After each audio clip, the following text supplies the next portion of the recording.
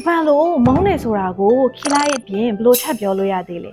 皆さんこんにちはモーニョンゴサンタのモーピーです嫌い以外の他の言い方を私と一緒に勉強しましょう1番目は皆さんがしている大嫌い大嫌い2番目は苦手苦手3番目はあんまり好きじゃないあんまり好きじゃない4番目はちょっと5番目はいや無理無理無理無理6番目はうざい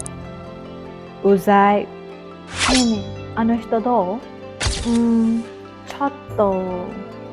အဲ့တော့အားလုံးသိတဲ့အတိုင်းပဲちょっとဆိုတာကကြတော့ခဏလောက်ဆိုတဲ့အဓိပ္ပာယ်ပါちょっと待ってくださいကြတော့ခဏဆောင်ပေးပါဆိုတဲ့အဓိပ္ပာယ်ပေါ့နော်အဲ့တော့မုန်းတယ်ဒါကိုသူသဘောမကျဘူးဆိုတာကိုမပြောကちょっとလို့ပြောလိုက်မယ်ဆို and5 မှာလည်းသင်ရတယ်ပေါ့နော်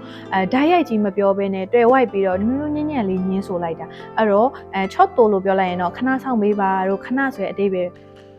ဆိုတာထက်ပေါ့နော်ဒါသူအရင်ဒါကိုတိတ်မကြိုက်ဘူးတိတ်သဘောမကျဘူးတိတ်မနှိမ့်မြို့ဘူးဒါမှမဟုတ်လည်းတိတ်စင်မပြေဘူးဆိုတဲ့အဓိပ္ပာယ်မျိုးအနေနဲ့သုံးပါတယ် and5 မှာဆိုလို့ရှိရင်တို့ရောပြီးွားတို့ရောပြီးွား一緒に行きませんかလို့ပြောတဲ့အချိန်ကြလို့ရှိရင်တို့ရောပြီးွားちょっとဆိုပြီးညင်းဆိုကြတယ်မလားအဲ့လိုမျိုးအနေနဲ့လည်းသုံးပါတယ်